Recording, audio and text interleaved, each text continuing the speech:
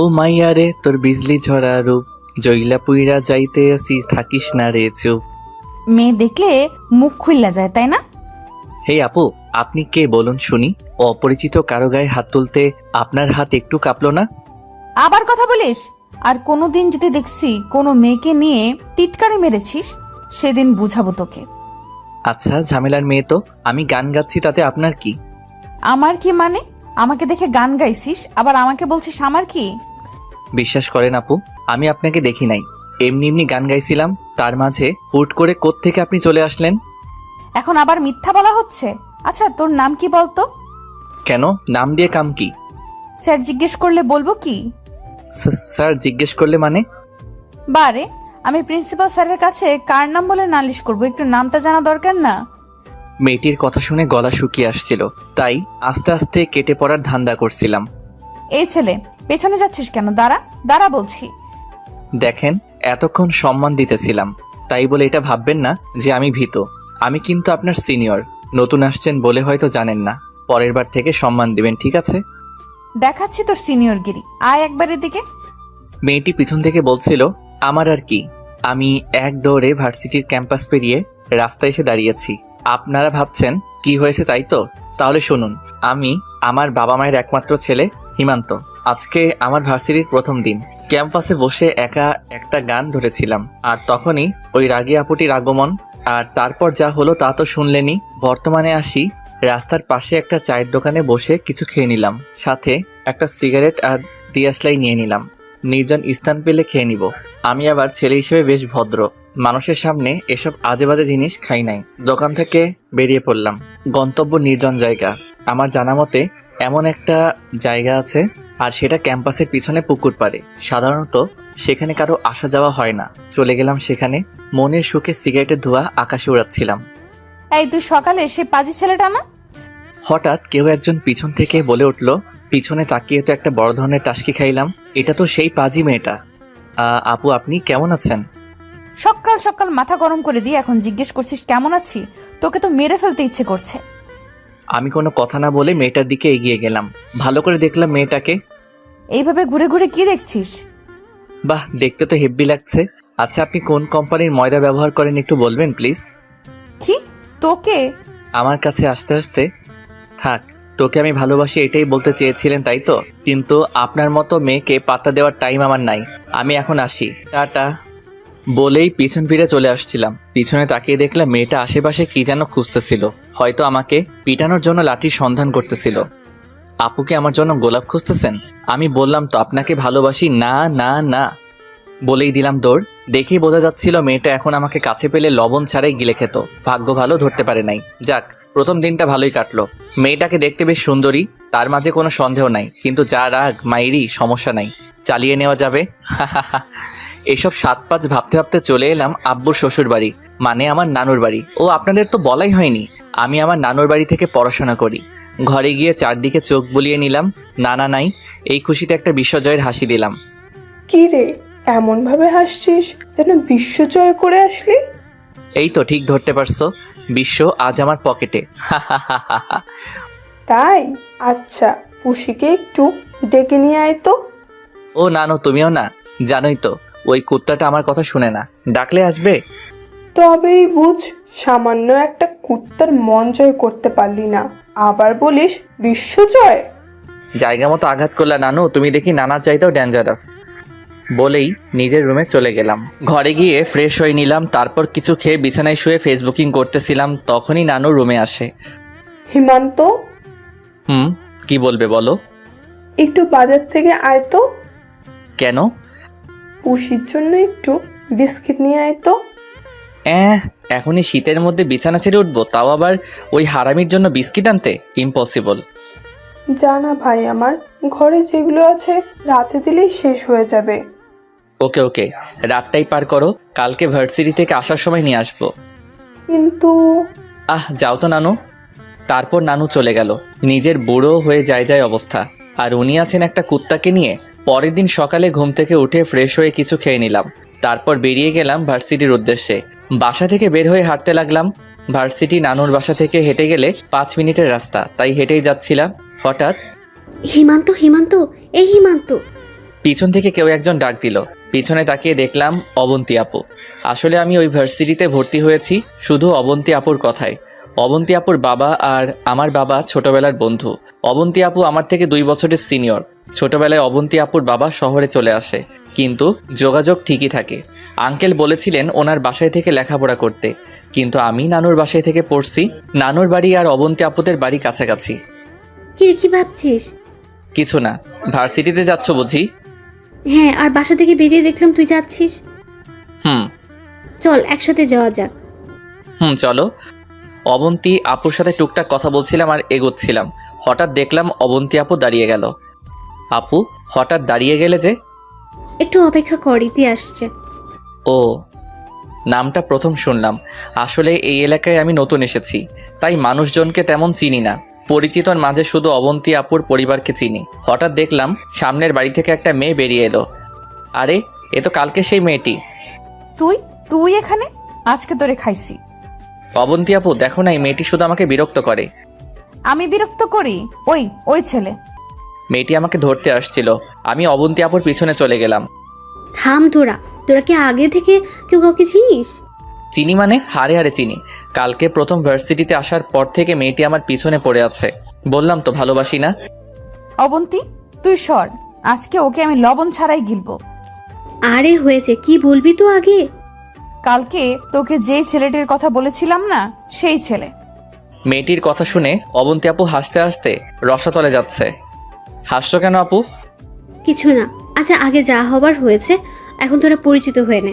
ইতি, এ হচ্ছে আমার বাবার বন্ধুর ছেলে হিমান্ত, প্রথম বর্ষের ছাত্র। আর হিমান্ত, এ হচ্ছে ইতি, আমার ক্লাসমেট, যার কথা তোকে একটু আগে বলেছিলাম। ও, তাহলে আপনি আমার সিনিয়র? কেন পিচ্ছি, কষ্ট লাগছে বুঝি? বলেই ইতি আপু আর অবন্তী আপু একসাথে হাসছে। আরে না, আমার কষ্ট লাগবে কেন? আচ্ছা আপনারা আসেন, আমি যাই। বলেই আমি হাঁটতে লাগলাম। আরে একসাথেই যায়। আমার ক্লাস আছে আপু, তাড়াতাড়ি যেতে হবে। তারপর চলে এলাম সেখান থেকে। আজকে আমার ভার্সিটির দ্বিতীয় দিন। কালকে ইতি আপুর কারণে ক্লাস করতে পারি নাই, তাই কোনো ফ্রেন্ডও হয় নাই। তাই আজকে ক্লাস করলাম। কয়েকজন ফ্রেন্ডও বানিয়ে নিলাম, 2জন ছেলে আর 1জন মেয়ে, রাতুল, প্রিন্স আর রিয়া। ক্লাস শেষে 4 জনে মিলে ক্যাম্পাসে আড্ডা মারছিলাম, তখনই একটা মেয়ে আসে। ভাইয়া, আপনাদের মাঝে হিমন্তকে? আমি? কেন? বিথি আপু আপনাকে ডাকছেন। কোথায়? ওই যে। দেখি মেয়েটা চলে গেল। কিরে দোস্ত, বিথি আপু তোকে ডাকছে কেন? কোনো গোলমাল করছিলি নাকি? আরে না, কে এই বিথি? লেডি ডন। আচ্ছা, দেখে আসি। সাবধানে কথাবার্তা বলিস। তারপর তাদের কাছ থেকে উঠে চলে গেলাম লেডি ডন মানে বিথি আপুর কাছে। গিয়ে দেখলাম অনেকগুলো মেয়ে একসাথে বসে আছে, এক একটা দেখার মতো। আমি আবার সিনিয়রদের উপর একটু বেশি ক্রাশ খাই। যাকগে, গিয়ে প্রথমে সালাম দিলাম। আসসালামু আলাইকুম, আমাকে ডেকেছেন? তোর নাম হিমান্ত? মাঝের একটি মেয়ে, এর নামই হয়তো বিথি। না আপু, আপনি ভুল জানেন, আমার নাম হিমান্ত নয়, আমার নাম হিমান্ত। ওই হ্যালো, এখন তোকে যা যা জিজ্ঞাসা করব, ঠিক ঠিক উত্তর না দিলে কি করব? ওইদিকে তাকিয়ে দেখ। বিথি আপু আঙ্গুল দিয়ে আমার পিছনে দেখালেন। পিছনে তাকিয়ে আমি ভ্যাবাচাকা খেলাম। দেখলাম একটা মেয়ে একটা ছেলেকে পাবলিক প্লেসে এলোপাতারি থাপ্পড় মেরেই যাচ্ছে। থামার আর নাম নেই। এটা দেখে আমার হালুয়া টাইট, তাই ভয়ে ভয়ে বিথি আপুর দিকে তাকালাম। জি বলেন আপু, কি বলবেন? শুনলাম তুই নাকি ইতিকে ডিস্টার্ব করছিলি। না মানে আপু, আসলে চুপ, একদম চুপ। তোর এই না মানে আসলে শুনতে আমরা এখানে বসে নেই। যা জিজ্ঞেস করছে সোজা উত্তর দে। আপু, আমি তো ওনাকে বিরক্ত করি নাই, উনি বিরক্ত করছিল। কি রে হিয়া, তুই কি দেখছিলি কালকে? বিথি আপু পাশের মেয়েটিকে বলল। আমি দেখেছিলাম যে ইতি এর প্রতি খুব রেগে তাকিয়েছিল, তার মানে নিশ্চয়ই বিরক্ত করেছিল। কি বলেছিলি ইতিকে? মাথা নিচু করে দাঁড়িয়ে আছি, বড় একটা বিপদে পড়ছি। মেয়েদের হাতে মার খেলে ইজ্জত বলতে কিছুই থাকবে না, আর এদের কাছ থেকে বাঁচারও তো কোনো উপায় দেখতে পাচ্ছি না। এখন একমাত্র ইতি আপু না হলে অবন্তী আপু বাঁচাতে পারে আমাকে। বল, কি বলেছিলি? হঠাৎ পিছন থেকে ইতি আপু বলে উঠল। আরে কাকে কি বলছিস তোরা? এ আমাকে কি বলবে? একে কিছু করার দরকার নেই, ছেড়ে দে। যাক বাবা, শয়তানের নাম নিতেই শয়তান হাজির। কি বললি? ইতি আপু মনে হয় শুনে ফেলছে। না না, মানে কিছু না, বলছিলাম দেখেন না ওনারা শুধু শুধু আমাকে আটকে রাখছে এখানে। তুই যা। ধন্যবাদ আপু। আসসালামু আলাইকুম আপুরা। বলেই সেখান থেকে চলে আসলাম। শার্ট উঁচু করে বুকের মাঝে গুনে গুনে 3টা ফু দিয়ে চলে আসলাম সেখান থেকে। আমি কি ভয় পাইছি নাকি? এই বলে নিজেকে সান্ত্বনা দিয়ে ফ্রেন্ডের পাশে গিয়ে বসলাম। কিরে, কি হয়েছিল? কেন ডাকছিল তোকে? না এমনি, বাদ দে, চল বাসায় চলে যাই, ভাল লাগছে না। না রে দোস্ত, আমরা একটা ক্লাস করব, তুই বরং বাসায় চলে যা। হুম। ওকে, তোরা থাক তাহলে। ওকে। তারপর চলে আসছিলাম। আসতে হলে গেট পেরিয়ে আসতে হবে, তাই গেটের সামনে দিয়ে আসছিলাম। আসার সময় দেখলাম এখন বিথি আপু আর ইতি আপুরা সেখানেই বসে আছে, কিন্তু এখন সাথে অবন্তী আপু আছে। এরা কি সবাই একদলে কাজ করে নাকি? আল্লাহই জানে, তারা যা ইচ্ছে করুক। আমি মাথা নিচু করে তাদের সামনে দিয়ে চলে আসছিলাম। হঠাৎ অবন্তী আপু বলে উঠল, কিরে হিমান্ত, কোথায় যাচ্ছিস? বাসায় চলে যাই, এখানে ভালো লাগছে না। দাঁড়া, আমিও যাব। আমি যাব। চলো তাহলে। তারপর অবন্তী আপু আর ইতি আপু তাদের লেডি গ্যাং টিমকে বিদায় জানিয়ে চলে আসছিল। তা পিচ্ছি, তখন ভয় পেয়েছিলে নাকি খুব? আরে না, ভয় পাবো কেন? ওরা মেয়ে, ওদেরকে ভয় পাওয়ার কি আছে? শুধু সম্মান দিচ্ছিলাম আর কি। তা তো তোমার ভাব দেখলেই বোঝা যাচ্ছিল। বলে ইতি আপু হাসতে লাগলো। কিসের ভয়ের কথা বলছিস তোরা? সে তুই বুঝবি না, আমি আর পিচ্ছিই জানি কি পিচ্ছি, তাই না? ইতি আপু চোখ টিপ মেরে বলল, আপু তুমি বারবার পিচি পিচি করো না তো, দাঁড়িয়ে মাপ দাও, তোমার থেকে লম্বা আছি। তবু তুই আমার কাছে পিচ্ছি। রাস্তায় আরও কিছু কথা বলে আমরা যার যার বাসায় পৌঁছে গেলাম। আগামীকাল শুক্রবার, তাই ভার্সিটি যেতে হবে না। বাসায় যাওয়ার পথে পুষির জন্য কিছু বিস্কুট কিনে নিলাম, নিয়ে চলে গেলাম নানুর বাড়িতে। বাড়িতে গিয়ে আমি আরও বেশি অবাক হলাম, কারণ গিয়ে দেখলাম বাবা এবং মা নানুর বাড়িতে আসলো। নানুর নাকি শরীর খারাপ, নানু ফোন দিয়ে খবর জানিয়েছিল, তাই তারা এসেছে।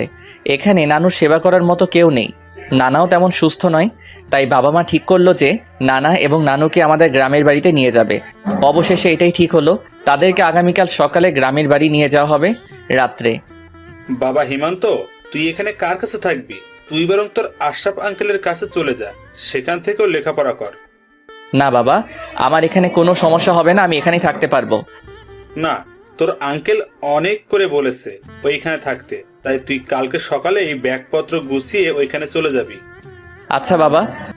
বাধ্য হয়ে মানতে হলো। অবশেষে সকালে নানা আর নানুকে নিয়ে বাবা মা গ্রামের বাড়ি চলে গেলেন, আর আমি চলে গেলাম অবন্তী আপুদের বাড়িতে। গিয়ে দেখলাম দরজা বন্ধ। কলিং বেল চাপলাম, সাথে সাথে আন্টি দরজা খুলে দিল। আসসালামু আলাইকুম আন্টি। ওয়ালাইকুম আসসালাম। তা এতদিন পর মনে পড়লো তোমার এই আন্টির কথা? এসো ভেতরে এসো। জি আন্টি। তারপর আমি ভিতরে গেলাম। এখানে আগেও অনেকবার এসেছি, তবে আজকের আসা আর অন্য দিনের আসার মাঝে অনেক ব্যবধান। আন্টি আঙ্কেল বাসায় নেই? ছিল, এই তো কিছুক্ষণ আগে একটু বের হলো। ও আচ্ছা। অবন্তী আপু সিঁড়ি দিয়ে নামার সময় বলছিলেন, আরে হিমান্ত, এসে গেছিস? আপু। যা মা, সীমান্তর ঘরটা দেখিয়ে দে। ঠিক আছে আম্মু, আয় হিমান্ত। তারপর অবন্তী আপুর সাথে চলে গেলাম। অবন্তী আপু আমাকে ঘর দেখিয়ে দিলেন। ঘরটা অনেক গোছানো, নিশ্চয়ই অবন্তী আপু করে দিয়েছে। এখানেই থাকবি তুই? ধন্যবাদ আপু। কেন? ঘরটাকে এত সুন্দর করে সাজানোর জন্য। এসব আমি করিনি। তাহলে নিশ্চয়ই আন্টি করেছেন? না। তো ইতি? কি ইতি আপু কেন এসব করলো? তাকেই জিজ্ঞেস করিস, আমি কি করে বলবো? আচ্ছা তুই ফ্রেশ হয়ে নে, তারপর এসে খেয়ে নে। ঠিক আছে। তারপর অবন্তী আপু চলে গেল, আর আমি ফ্রেশ হয়ে খেয়ে নিলাম। একটা কথা মাথায় ঘুরপাক খাচ্ছে, ইতি আপু কেন আমার ঘর গোছালো কি জানি, এসব পরে ভাবা যাবে। শুয়ে শুয়ে ইতি আপুর কথা ভাবছিলাম। আমার লাইফের প্রথম ক্রাশ হলো ইতি আপু। প্রথম দেখাতেই ক্রাশ খেয়েছিলাম। ওকে দেখলেই আমার হৃদস্পন্দন বেড়ে যায়। সমস্যা একটাই, উনি আমার সিনিয়র। এসব ভাবতে ভাবতে মোবাইলের একটা গান ছেড়ে কানে হেডফোন লাগিয়ে গান শুনতে লাগলাম। এইভাবে দুপুর গড়িয়ে বিকেল হয়ে গেল। উঠে ফ্রেশ হয়ে ঘর থেকে বাইরে বের হচ্ছিলাম। ঘর থেকে বের হয়ে যা দেখলাম তা দেখে হৃদস্পন্দন বেড়ে যাচ্ছিল। কারণ ওইখানে অবন্তী আপু আর ইতি আপু একসাথে সোফায় বসে গল্প করছিল। আমি ভাবতেও পারিনি যে এইভাবে ইতি আপুর দেখা মিলে যাবে। তাদের সামনে যেতে কেমন যেন লজ্জাবোধ হচ্ছিল, তাই আর ঘর থেকে বাইরে বেরোইনি। আবার ঘরে চলে গেলাম। গিয়ে বিছানায় শুয়ে চোখ বন্ধ করে ঘুমানোর বৃথা চেষ্টা করলাম। একটু আগে ঘুমিয়েছি, তাই আর ঘুম আসছে না। হঠাৎ ব্যাগের চেইন খোলার আওয়াজ আসলো কানে। চোখ মেলে তাকিয়ে আশেপাশে খুঁজতে লাগলাম। হঠাৎ দেখতে পেলাম ইতি আপু আমার ব্যাগ খুলে জিনিসপত্র দেখছিল। ইতি আপুর হাতে আমার ডায়েরি দেখে চমকে উঠলাম। ওই ডায়েরিতে অনেক কিছু লেখা আছে। ইতিকে এসব পড়তে দেওয়া যাবে না। এই আপু কি করছেন? ওই ডায়েরি খুলবেন একদম, দিন দিন বলছি ওটা আমাকে। তাই নাকি? দেখার আগ্রহটা আরো বেড়ে গেল। তাহলে তো পরে দেখতেই হচ্ছে। আপু, অন্যের ডায়েরি পড়া কিন্তু ভালো কাজ না। আর আপনি আমাকে না বলে আমার ঘরে আসছেন কেন? তুমি ঘুমাচ্ছিলে তাই বিরক্ত করিনি। হঠাৎ তুমি করে বলছেন যে? আমার ইচ্ছা।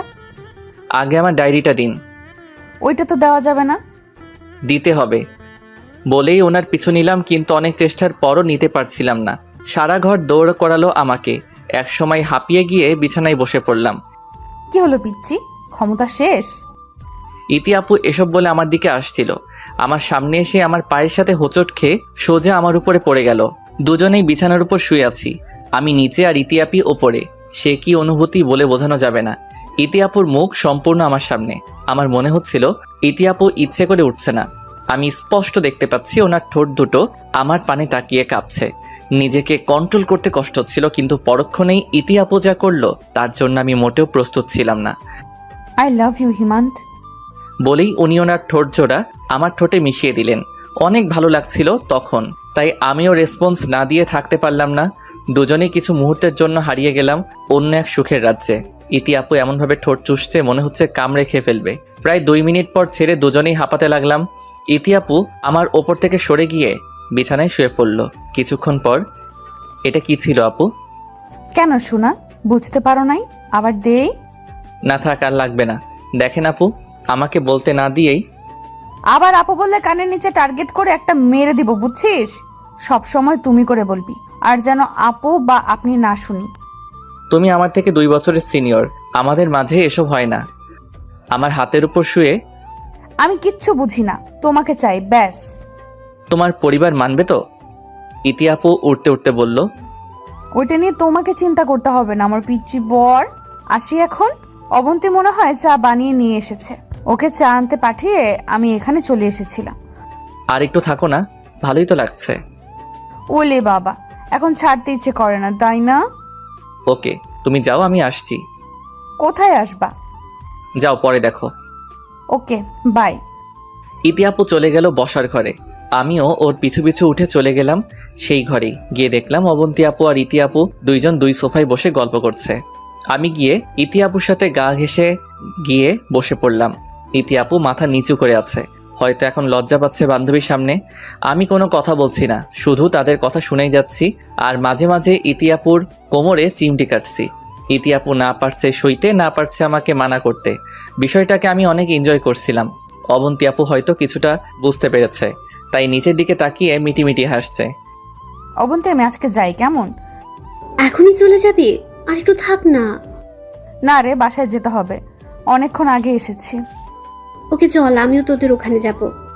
তাহলে তো ভালোই। আমি ইতি আপুর কানের কাছে এসে, এই আর একটু থাকো না। না শোনা, আম্মু চিন্তা করবে, পর এক সময় আসবো। হুম, কালকে ভার্সিটিতে যাওয়ার সময় দেখা হবে, ঠিক আছে? আচ্ছা। তারপর ইতি আপু আর অবন্তী আপু চলে গেল। আমিও আমার রুমে গিয়ে বসে রইলাম, কানে হেডফোন দিয়ে গান শুনতে লাগলাম। সন্ধে গড়িয়ে রাত হয়ে গেল। হঠাৎ একটা আননোন নাম্বার থেকে ফোন আসলো। রিসিভ করলাম। হ্যালো, কে বলছেন? এত তাড়াতাড়ি ভুলে গেলা? বুঝতে পারলাম ইতি আপু। সরি জানো, নাম্বার ছিল না তাই চিনতে পারি নাই। তুমি আমার নাম্বার পাইছো কই? কেন, তোমার নাম্বার পেতে হলে কি আমার কষ্ট করতে হবে নাকি? অবন্তী দিয়েছে। ও, কি করছো? তোমার সাথে আলাপ করছি। তুমি? একা একা বোর হচ্ছি, তুমি থাকলে কত ভালো হতো। একটু ধৈর্য ধরেন সাহেব। হুম। তারপর আর কিছুক্ষণ কথা বলে রেখে দিলাম। রাতে খেয়ে আবার কথা বললাম। সকালে ঘুম থেকে উঠলাম ইতি আপুর ফোন পেয়ে। গুড মর্নিং, আমার পিচ্চি বাবুটার ঘুম ভাঙছে? সকাল সকাল ঘুমের 12টা বাজিয়ে এখন বলছো ভাঙছে কিনা? রাগ করে না লক্ষ্মীটি, ঘড়িতে তাকিয়ে দেখো কয়টা বাজে। ফ্রেশ হয়ে নাস্তা করে আমাদের বাসার সামনে চলে এসো। অবন্তী আপু তো যাবে, তাকে নিয়ে আসি। অবন্তী আজকে আসবে না, তুমিই চলে এসো। ওকে। তারপর রেডি হয়ে নাস্তা করে চলে গেলাম ইতি আপুদের বাসার সামনে। ফোন দিলাম। কোথায় তুমি? অনেকক্ষণ ধরে দাঁড়িয়ে আছি। আরে বাবা, একটু দাঁড়াও, আসছি তো। তাড়াতাড়ি আসো। তারপর আরও অনেকক্ষণ দাঁড়িয়ে রইলাম। প্রায় 10 মিনিট পর ইতি আপুদের বাড়ির গেট খোলার আওয়াজ পেলাম। এখন মনে হয় আসছে। গেট খুলতে যা দেখলাম তা দেখে বড়সড় একটা ক্রাশ খাইলাম। ইতি আপু পরীর রূপে বাড়ি থেকে বের হয়ে আসলো। আমি ভাবতেই পারি নাই যে ইতি আপু কলেজে যাবে শাড়ি পরে, কারণ আমি দেখলাম ইতি আপুর সারা শরীরে নীল রঙের কাপড়, নীল শাড়ি, নীল চুড়ি, মুখে হালকা ময়দা, ঠোঁটে হালকা নীল লিপস্টিক, সব মিলিয়ে ক্রাশ খাওয়ার মতো করে সেজেছে ইতি আপু। এই হা করে কি দেখছো? ইতি আপুর ডাকে আমার ঘোর কাটলো। আমার পরি আপুটাকে দেখি। আর একবার আপু বললে থাপ্পড় দিয়ে সব দাঁত ফেলে দিব। কেন? সিনিয়র মেয়েরা তো আপুই হয় নাকি? কিছু বলছে না, রাগি লোক নিয়ে তাকিয়ে আছে। না মানে নানু শিখিয়েছিল তাই বললাম আর কি। তাহলে তো নানাকে গিয়ে আপু ডাক, আমাকে ডাকছিস কেন? আচ্ছা আর বলবো না, এখন চলো। চল। তারপর ইতি আপু একটা রিক্সা ডাকলো। যদিও আমাদের ভার্সিটি বেশি দূরে না, তবুও কেন জানি ডাক দিল। তারপর রিক্সাতে দুজনে উঠে পড়লাম। ইতি আপু বারবার আমার দিকেই ঘেঁষে বসছিল। আমাদের কাছে বিষয়টা ভালো লাগছিল না, তাই আমি একটু ফাঁক রাখার চেষ্টা করছি। তুই নামবি? কই না তো। তাহলে এত ওইদিকে চেপে বসছিস কেন? চুপ করে এদিকে এসে বসে থাক। বেশি কিছু বললাম না, বুঝতেই পারছি মেজাজ গরম, কিছু বললে মার একটাও মাটিতে পড়বে না। ভার্সিটিতে পৌঁছে এখানে এই রিক্সায় বসে থাক, আমি প্রিন্সিপাল স্যারের রুম থেকে আসছি। তাহলে আমি এখানে বসে থেকে কি করব? আমিও ক্লাসে যাই। না, আজকে আমরা ক্লাস করব না, সারাদিন ঘুরবো দুজনে, বুঝছিস? তাহলে প্রিন্সিপাল স্যারের কাছে যাবে কেন? বাবা এসেছে, স্যারের সাথে কি যেন বলবে, আর আমাকেও যেতে বলেছে। ও ঠিক আছে, যাও। হুম। তারপর ইতি আপু চলে গেল। আমি গেটের বাইরে রিক্সায় বসে রিক্সাওয়ালার সাথে গল্প করছিলাম। অনেকক্ষণ হয়ে গেল, ইতি আপুর কোনো খবর নাই। ইতি আপুর বান্ধবীরা অর্থাৎ বিথি আপু তার গ্যাং নিয়ে বসে আড্ডা দিচ্ছিল, আর আমাকে দেখিয়ে দেখিয়ে যেন কি বলছিল। হঠাৎ দেখলাম বিথি আপু আমাকে ডাকলো, তাই কাছে গেলাম। বলেন আপু। তোমার সাথে আমার কিছু কথা আছে। বিথি আপুর তুমি বলা শুনে অনেকটা অবাক হইলাম। জি বলেন। বিথি আপু সবার দিকে একবার তাকিয়ে একটা গোলাপ ফুল নিয়ে আমার সামনে হাঁটু গেড়ে বসে পড়ল। বিশ্বাস করো হিমান্ত, প্রথম যেদিন তোমাকে ক্যাম্পাসে দেখেছিলাম ওই দিনই তোমাকে আমার ভালো লেগে যায়। আমি তোমাকে ভালোবেসে ফেলেছি হিমান্ত, ফিরিয়ে দিও না আমায়। বিথি আপুর কথা শুনে আমার মাথা ঘুরছে। কি বলবো বুঝতে পারছি না। হ্যাঁ বলা তো অসম্ভব, কারণ আমি তো ইতি আপুকে ভালোবাসি। আর যদি না বলি তাহলে তো আরও ঝামেলা হতে পারে। এখন একমাত্র ইতি আপুই বাঁচাতে পারে আমাকে। বলতে না বলতে দেখতে পেলাম ইতি আপু এবং সাথে একজন বয়স্ক লোক ক্যাম্পাসে আসছে। বুঝতে বাকি রইল না যে ওই বয়স্ক লোকটা ইতি আপুর বাবা।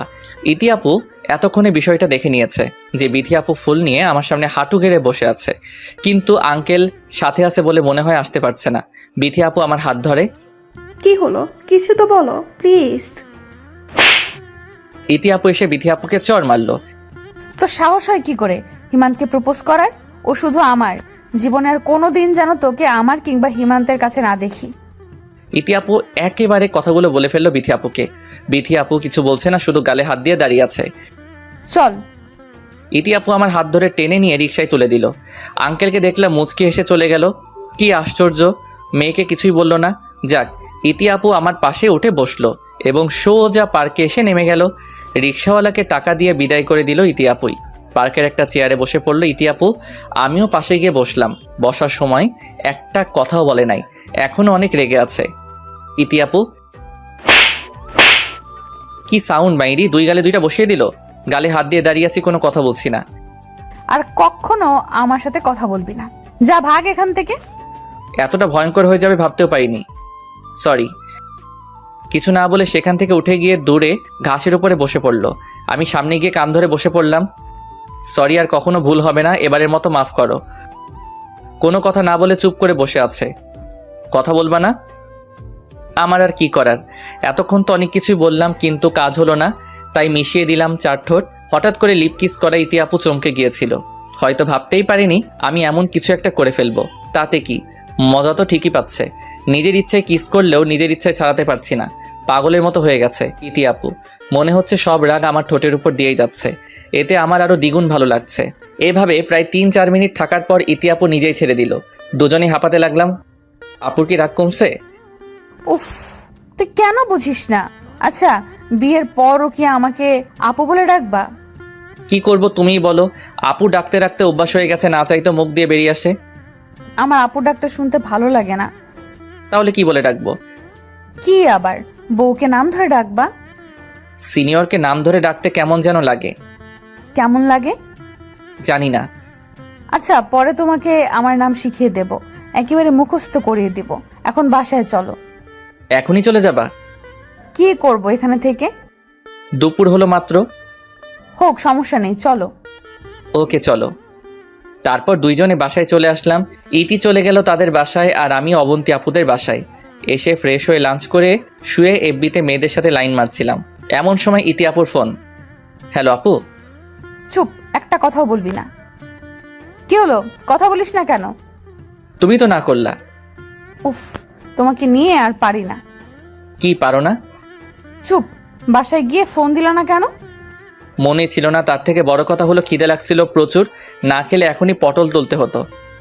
এখন তো ফোন করতে পারতা। এখনই করতাম, তার আগে তুমি ফোন করলা। কি করো এখন? শুয়ে রইছি, ঘুমানোর চেষ্টা করছি। আচ্ছা ঘুমাও। বাই। বাই। কল কেটে দিয়ে কানে হেডফোন লাগিয়ে কয়েকটা ছ্যাঁকা খাওয়া গান ছাড়লাম।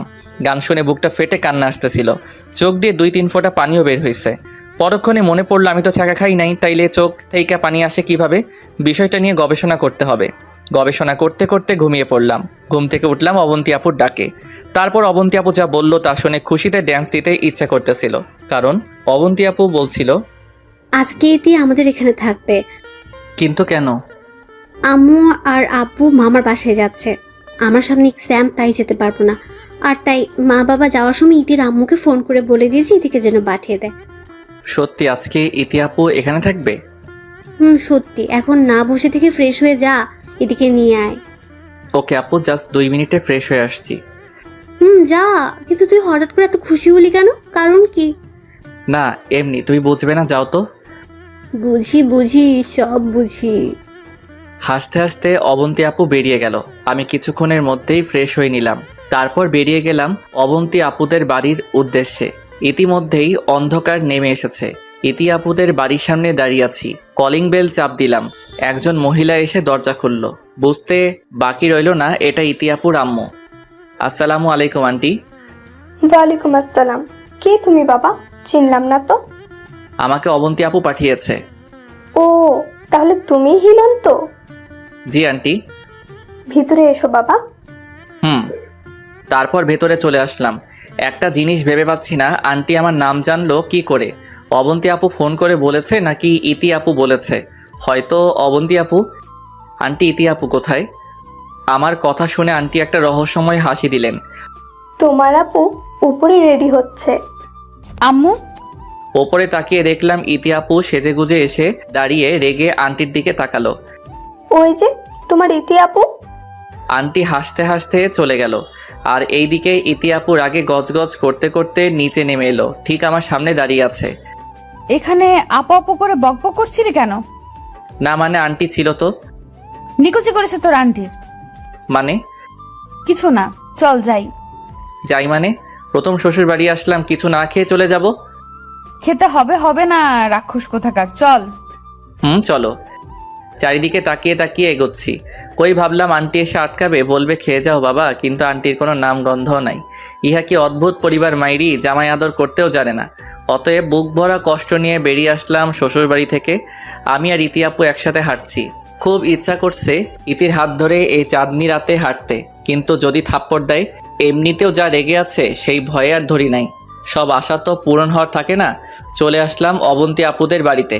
রাস্তায় একটা কথা পর্যন্ত বলে নাই। বাড়িতে এসে সবাই রাতের মতো একসাথে ডিনার করে নিলাম। তারপর 3 জনে কিছুক্ষণ আড্ডা দিয়ে আমি আমার ঘরে চলে আসলাম। ইতি আপু থাকবে অবন্তী আপুর সাথে, আর আমি একা একা বিধবার মতো থাকবো। যা ঘরে গিয়ে ওয়াশরুমে চলে গেলাম। ওয়াশরুম থেকে এসে যা দেখলাম তা দেখে বড়সড় একটা টাসকি খাইলাম। ইতি আপু আমার ঘরে এসে দরজা বন্ধ করছে। দরজা বন্ধ করে কোনো কথা না বলে সোজা আমার বিছানায় শুয়ে পড়লো। তুমি এইখানে কেন? থাকলে কোনো সমস্যা হবে? না, সমস্যা হবে কেন? কিন্তু এক ঘরে একটা ছেলে আর একটা মেয়ে। কথা না বলে চুপচাপ পাশে এসে শুয়ে পড়ো। ওকে, আমার কি, আমার জন্য তো ভালোই। মুচকি হাসি দিয়ে পাশে শুয়ে পড়লাম। এপাশ ওপাশ করছিলাম, কিছুতেই ভালো লাগছিল না। হঠাৎ মাথায় একটা দুষ্ট বুদ্ধি আসলো। ইতি আপুকে আস্তে করে পিছন থেকে জড়িয়ে ধরলাম, ঘাড়ে ছোট্ট একটা কিস করলাম। ইতি আপু হালকা একটু কেঁপে উঠলো। আমার দিকে ঘুরে তাকিয়ে, এই কি করছো? ভালো হবে না কিন্তু, দুষ্টুমি করলে চলে যাব কিন্তু। জি না, এখন আর হচ্ছে না, তুমি চাইলেও যেতে দিব না। কি করবা? দেখাবো। দেখাও দেখি। আমি আর কিছু না বলে ওর ঠোঁট দুটোকে নিজের আয়ত্তে নিয়ে আসলাম। ইতি আপু অনেকটা কেঁপে উঠলো। ইতি আপুর রেসপন্স পেলাম প্রায় 3-4 মিনিট পর। ইতি আপু ধাক্কা দিয়ে আমাকে সরিয়ে দিল এবং ওপর থেকে টান দিয়ে কোলবালিশটা মাঝখানে রেখে দিল। এটা কেন আবার? সরাও তো। না, তোমার উপর বিশ্বাস নাই। সাবধান, এই বালিশে রেপারে আসবে না। আসলে কি করবা? মায়ের একটাও মাটিতে পড়বে না। চুপচাপ লক্ষ্মী ছেলের মতো ঘুমিয়ে পড়ো। এভাবে ঘুম আসলে তো? ওকে তাহলে আমি যাই, তখন আসবে। না থাক, এমনিতেই ঘুম আসবে, এখানেই থাকো। এই তো গুড বয়। কি আর করার, চোখ বন্ধ করে ঘুমানোর জন্যে অনেক চেষ্টা করেছিলাম, কিন্তু এই অবস্থায় কি ঘুম আসে নাকি? অনেক চেষ্টার পর কখন যে ঘুমিয়ে গেলাম টেরও পাইনি। মাঝরাতে বুকের উপর ভারী কিছু একটা অনুভব করছিলাম, বুঝতে বাকি রইল না যে ইতি আপু কোলবালিশ টপকে ফেলেছে, খুব শক্ত করে জড়িয়ে ধরে আছে। অন্ধকারে কিছুই দেখা যাচ্ছে না। অনেকবার শুনেছি ঘুমন্ত অবস্থায় নাকি মেয়েদেরকে অনেক সুন্দর লাগে। খুব দেখতে ইচ্ছা করছিল ইতি আপুকে ঘুমন্ত অবস্থায়, কিন্তু তার আর উপায় নেই, কারণ আমি যদি লাইট অন করতে চাই তাহলে ইতি আপুকে সরাতে হবে। কিন্তু আমাকে যেভাবে ঝাপটে ধরে জড়িয়ে আছে, ইচ্ছে করছে না ছাড়াতে, তাই আমিও আরও শক্ত করে জড়িয়ে ধরলাম। এভাবেই ঘুমিয়ে গেলাম। ফোন কলের আওয়াজে শুনে ঘুম ভেঙে গেল। বিছানার উপরে হাত দিয়ে ফোনটা পেয়ে গেলাম। ঘুম ঘুম চোখে নামটা দেখলাম আম্মুর নামে সেভ করা। কলটা ধরলাম। হ্যাঁ আম্মু বলো, এত সকাল সকাল ফোন দিলা কেন? কি হলো আম্মু, কথা বলছো না কেন? কিছু না বলে ফোনটা কেটে গেল। বুঝলাম না আম্মু কথা না বলে ফোনটা কেটে দিল কেন, কিছু কি হয়েছে? হঠাৎ অনুভব করলাম আমার হাতের ফোনটা আমার ফোনের থেকে ছোট মনে হচ্ছে। বুঝতে বাকি রইল না যে আমি ইতি আপুর ফোন ধরে ফেলেছি। ভাবতেই গলা শুকিয়ে যাচ্ছে। ইতি আপুর দিকে তাকিয়ে দেখলাম এখন আমার বুকের উপরে সুন্দরভাবে ঘুমাচ্ছে। ইতি আপু, এই আপু। ধুর, বিরক্ত করো না তো, ঘুমাতে দাও আর শক্ত করে জড়িয়ে ধরো। আর কতক্ষণ এইভাবে থাকবে? সকাল হয়ে গেছে তো। উঠতে ইচ্ছে করতেছে না তো। তোমার আম্মু ফোন দিছিল। তাতে কি, কথা বলো না তো, ঘুমাতে দাও। আসলে ভুল করে আমি ফোন ধরে কথা বলে ফেলেছি। কি বলছো তুমি? ইতি আপু লাফ দিয়ে উঠে বসলো। ধুর, তুমি কেন ফোন ধরতে গেলে? কি জানি কি ভেবে বসে আছে। আমি কি জানতাম নাকি যে এটা তোমার ফোন? আমি তো আমার ফোন ভেবেই ধরেছি। এখন কি হবে? এই দেখো আবার ফোন দিয়েছে। তুমি বসো, আমি কথা বলে আসি। তারপর ইতি আপু বারান্দায় কথা বলতে চলে গেল। অনেকক্ষণ কথা কাটাকাটি হলো, ইশারাতে বুঝলাম অনেক কথা হয়েছে, কিন্তু কিছুই শোনা যাচ্ছে না। অনেকক্ষণ কথা বলার পর দেখলাম ইতি আপু মন খারাপ করে আমার দিকেই আসছে। হয়তো আন্টি কিছু বলেছে, আমার জন্যই হয়েছে সব। নিজের কাছেই নিজেকে অপরাধী মনে হচ্ছিল। কি হয়েছে? কথা নাই, মাথা নিচু করে আছে। বলো কি হয়েছে? বললে বিশ্বাস করবা? বলো শুনি। আম্মু আমাদের দুজনের বিয়ে ঠিক করে ফেলেছে। একটা মুচকি হাসি দিয়ে এসে আমি জড়িয়ে ধরলো। কি সত্যি বলছো? একদম সত্যি। তাহলে এতক্ষণ মুখটাকে বাংলার পাঁচের মতো করে রেখেছিলে কেন? এমনি তোমাকে একটু ভয় দেখানোর জন্য। কিন্তু বিয়ে কি করে ঠিক করলো? মা বাবার সাথে যোগাযোগ করলো কি করে আন্টি? অবন্তীর আব্বুর কাছ থেকে নাম্বার নিয়ে ফোনে কথা বলেছে। এখন তোমার বাবা মা এখানে আসছে। কিন্তু এখানে কেন? এখানে আসলেই বুঝতে পারবে। ধাক্কা দিয়ে আমাকে বিছানায় ফেলে দিয়ে উঠে চলে যাচ্ছে। কোথায় যাচ্ছ? নতুন বউ, বাসার বাইরে থাকা যাবে না, তাই বাড়িতে চলে যাচ্ছি। পাগল বলে কি? সারা রাত যে পরপুরুষের সাথে রাত কাটালে ওইটা কি ছিল? চুপ, আমার ইচ্ছে হয়েছে তাই থাকছি। আর একটা কথা বললে গুনে গুনে 29টা থাপ্পড় দিব। না থাক, যাও। থাপ্পড় খাওয়ার ইচ্ছা নাই। ইতি আপু দরজা খুলে বেরিয়ে গেল। এদিকে আমার খুশিতে ড্যান্স দিতে ইচ্ছে করছে। অবশেষে ইতি আপুকে নিজের করে পাবো। উঠে ফ্রেশ হয়ে নিলাম। অবন্তী আপু নাস্তা করার জন্য ডাকলো, তাই টেবিলে গিয়ে বসলাম। একটু পর দেখলাম অবন্তী আপু আর ইতি আপু একসাথে রান্নাঘর থেকে বেরিয়ে আসলো। ইতি আপু তুমি এখনো যাও নাই?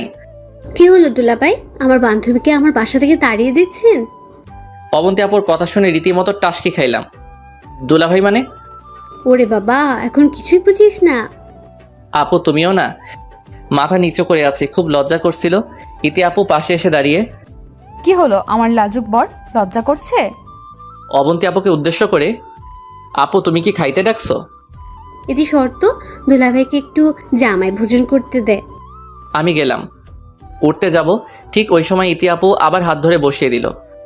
আরে আরে, আমি এত কষ্ট করে তোমার জন্য রান্না করলাম আর তুমি কিনা না খেয়ে উঠে যাচ্ছ। তুমি রান্না করছো কেন? তোমার জন্য। খেয়ে দেখো ভালো হয়েছে কিনা, পরে দেখা যাবে আমার রান্না তোমার পছন্দ হবে না। তাই আগে থেকে এই টেস্ট করিয়ে দিচ্ছি, ভালো না হলে বলতে পারো। এখনো বিয়ে হয় নাই, যে ভালো রান্না করতে পারে তাকে গিয়ে বিয়ে করে নেবে।